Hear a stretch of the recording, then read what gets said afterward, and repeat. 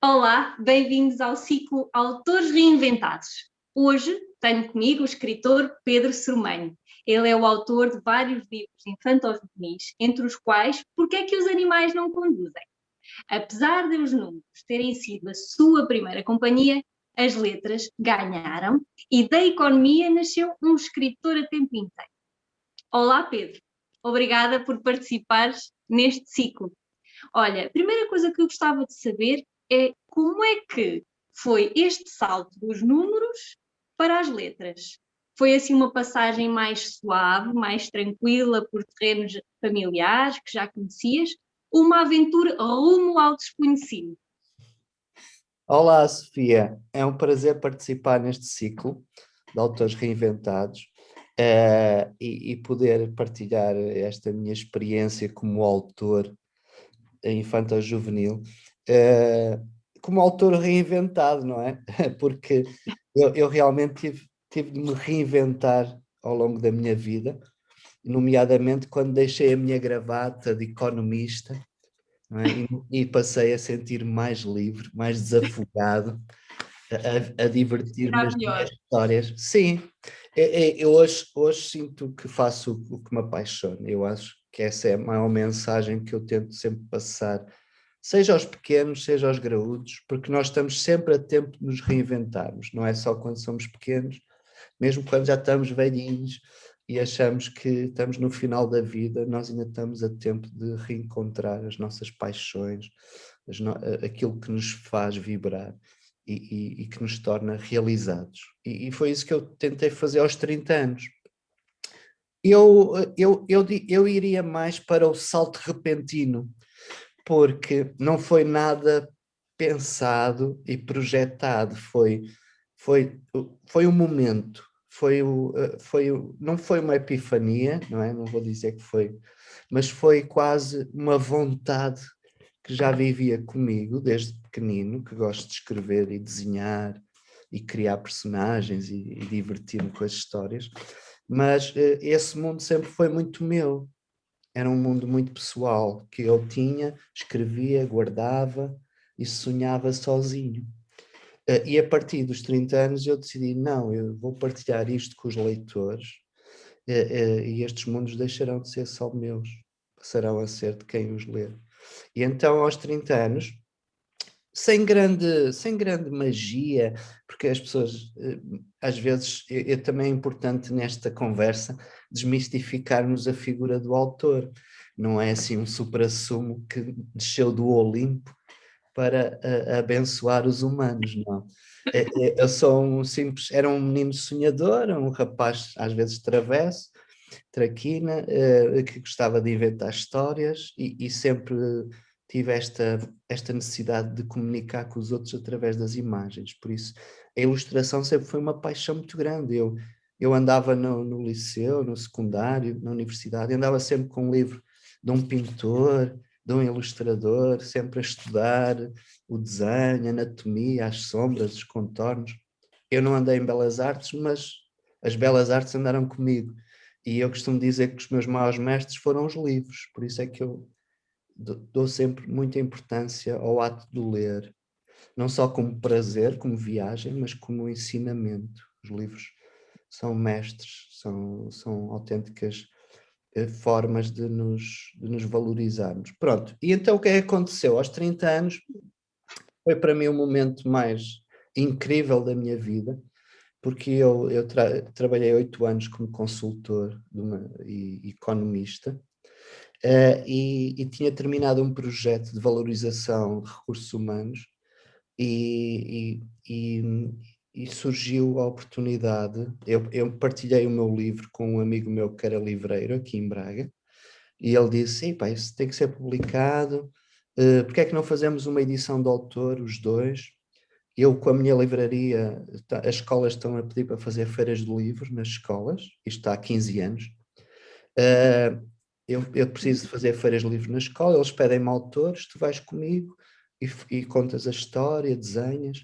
E foi assim, sem grandes misticismos, que comecei a visitar algumas escolas de Braga, onde eu moro, e a palavra foi passando, ele faz isto, ele faz aquilo, e realmente eu considero que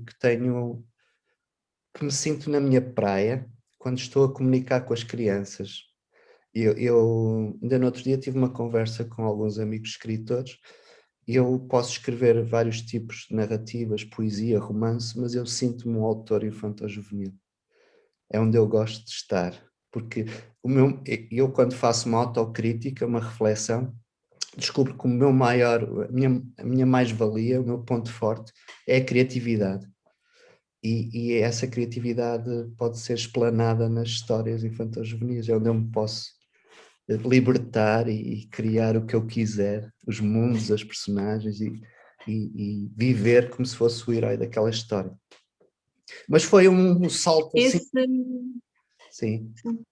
Esse primeiro livro, Pedro, foi um livro ilustrado, certo? Era um livro a pensar no público infantil. Esse livro O primeiro que comentaste. Foi a Nascente de Tinta, que era para o segundo ciclo, era quintos, sextos anos. Incrivelmente, os meus 4 primeiros livros foram para segundo, terceiro ciclo. Só depois é que comecei a escrever para os mais pequeninos. E a Nascente de Tinta é um pouco autobiográfica, porque eu escrevia também grande parte no Algarve, onde eu morei até aos 7 anos. Fala dos meus avós, da minha infância, do mar. É uma viagem no mundo da fantasia, da imaginação, através de vários reinos, vários capítulos. E eu escrevi-o e ilustrei-o. Ilustrei tudo a lápis de cor. Eu gosto de saltar de técnica em técnica, de livro em livro. Naquele foi tudo feito, ilustrado a lápis de cor. E foi a minha primeira aventura e que teve bastante sucesso. Depois ainda cheguei a fazer uma segunda aventura da mesma personagem, que já não teve tanto sucesso, que é O Reino do Silêncio, que até foi prefaciada pelo Walter Ugumem. Mas, entretanto, surgiu um convite que era irrecusável, que era de escrever a história, a vida, em formato de aventura do primeiro rei de Portugal, Dom Afonso Henriques, para comemorar os 900 anos do seu nascimento em Guimarães, e então eu abracei esse projeto. E este do pequeno Gonçalo, que era a personagem do livro, ficou um pouco inacabado. Teve uma primeira e uma segunda aventura e acabou por não ter continuação. Entretanto, lanço 900, História de um Rei, sobre Dom Afonso Henriques, entra no Plano Nacional de Leitura para a História de Portugal, e eu começo a cavalgar pelo país inteiro. Com esse livro. Nessa altura ainda eras economista ou já eras escritora a tempo inteiro? Não, foi logo um processo repentino, por isso é que eu estava a dizer. Eu fiz assim, eu acabei esse projeto, o meu último projeto na Associação Industrial do Minho, e fui para o subsídio de desemprego, fui mesmo para o desemprego. E eu disse assim, ok, eu agora durante um ano e X meses vou receber este subsídio, e o que é que vou fazer? Vou pegar neste dinheiro e vou investir neste meu sonho. E então investi esse dinheiro, era para pagar as minhas viagens. Porquê? Porque ninguém me conhecia, não é? Eu é que pagava as minhas viagens, ia bater às portas das escolas, fiz a edição de autor a meias com o Jorge, da tal livraria, com o meu dinheiro. Então foi um investimento em mim, a acreditar que eu iria conseguir. E por isso foram anos duros. Os dois primeiros 3 anos foram complicados. Depois, com o 900 e a adesão que ele teve junto dos mais jovens, começaram a abrir-se mais algumas portas, porque já era do PNL, porque entretanto as pessoas e os bibliotecários já tinham ouvido falar de mim. Foi um trabalho, eu fui semeando, no fundo, fui semeando. E quando escreves, sentes-te mais o inventor que cria ou a criança que sonha? Já disseste que eres muito sonhador e que tudo isto foi um sonho, mas quando estás a criar, és assim mais metódico ou mais sonhador? Olha, eu sem dúvida sou a criança que sonha, porque eu dou por mim a rir às gargalhadas com coisas que escrevo e não tenho aquela noção, às vezes chamam-me a atenção para isso, não tenho a noção às vezes até da responsabilidade que temos quando escrevemos para os mais novos, não é? Eu divirto-me imenso. Tem sido uma das minhas premissas ao longo destes 15 anos como autor, é: Pedro, tu tens de te divertir quando fazes isto. O resto são variáveis que tu não controlas. Se vai ter mais sucesso, vai ter pouco, vai haver gente que gosta, pessoas que vão detestar, vai haver pessoas que vão elogiar, outros que vão criticar. Isso vai acontecer sempre e com qualquer autor. Agora, tu divertires-te enquanto escreves, divertir-te enquanto ilustras e divertir-te enquanto partilhas e contas uma história, no fundo é o que interessa.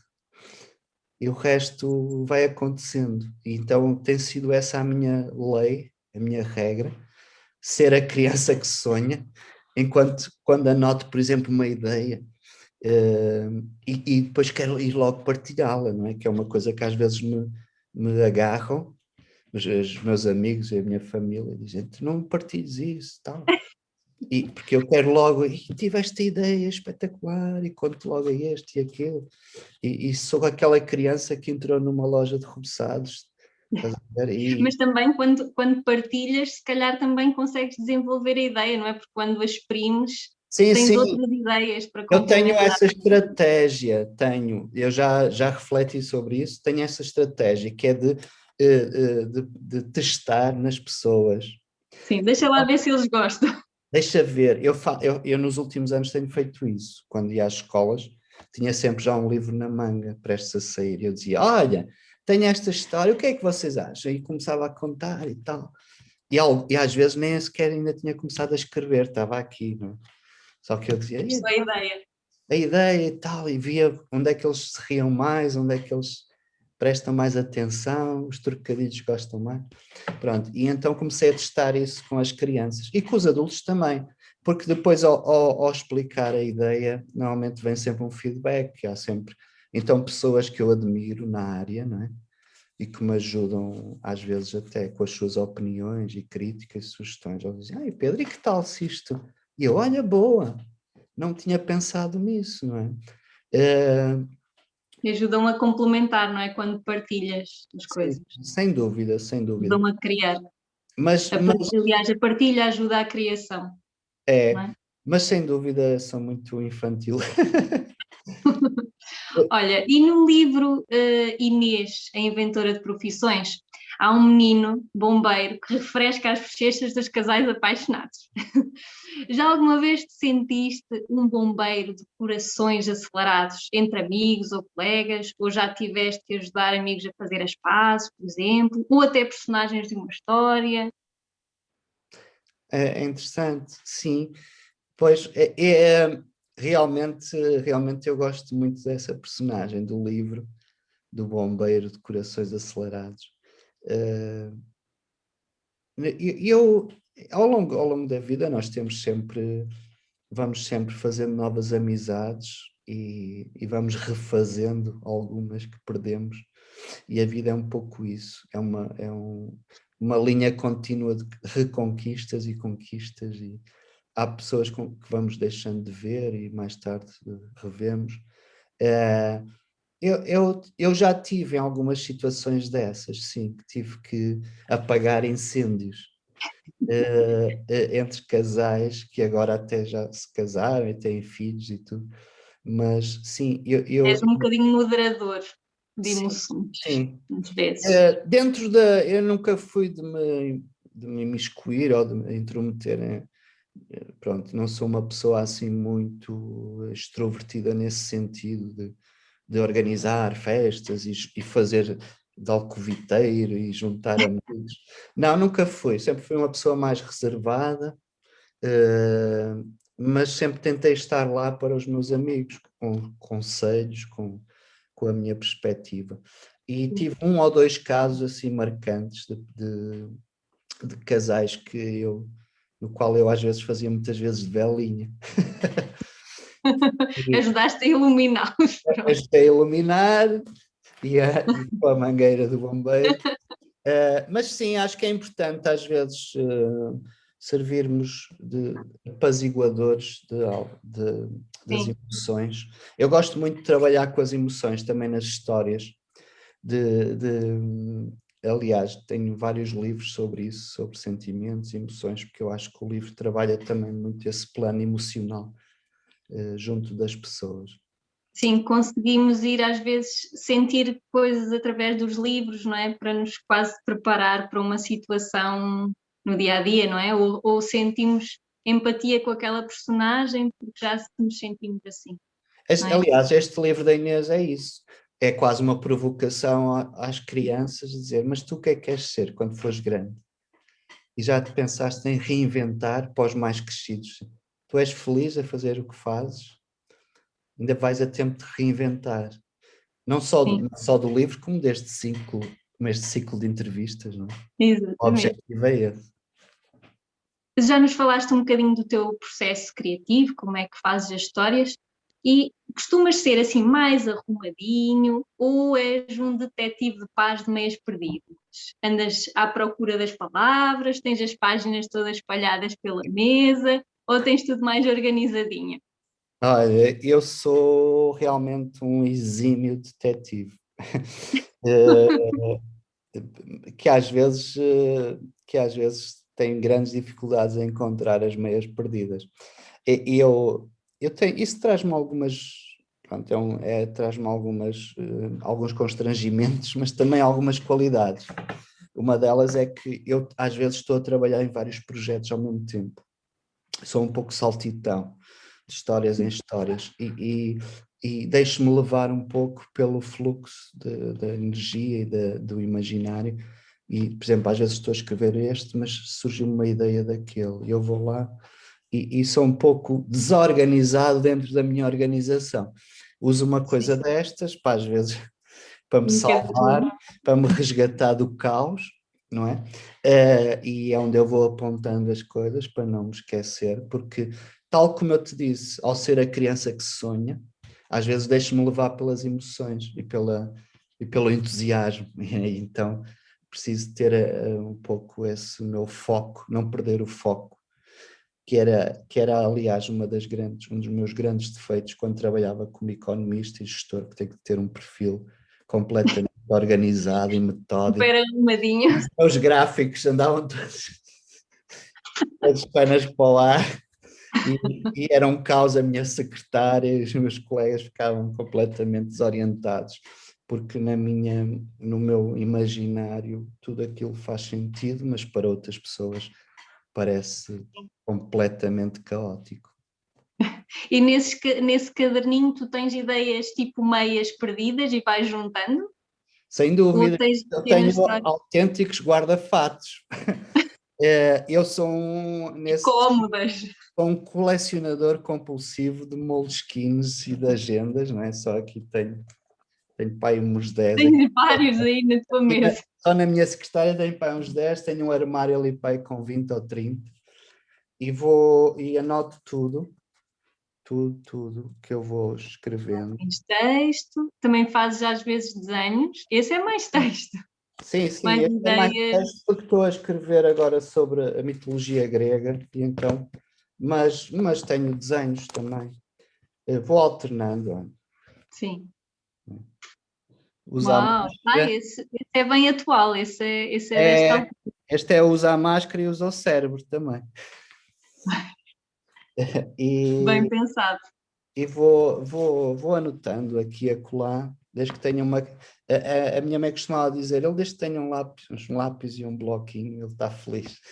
É feliz da vida. Feliz da vida. E uns tojos de lápis de cor. E isso sempre foi desde pequeno, não é? Eu desde que tenha um lápis e algo onde apontar uma ideia, um desenho, um texto, pronto, estou a viajar. Depois juntas as várias meias e crias algo Depois, novo. sim, Juntas os depois são pares. várias meias, algumas meias que já, pronto, que eu depois vejo que não me Que não servem, combinam. não combinam, não me Não sei. servem.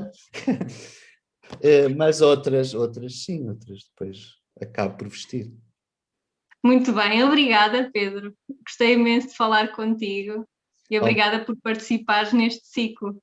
Obrigado eu, Sofia, foi um prazer, está bem? Beijinho, obrigado. Beijinhos, até Adeus. breve. Adeus.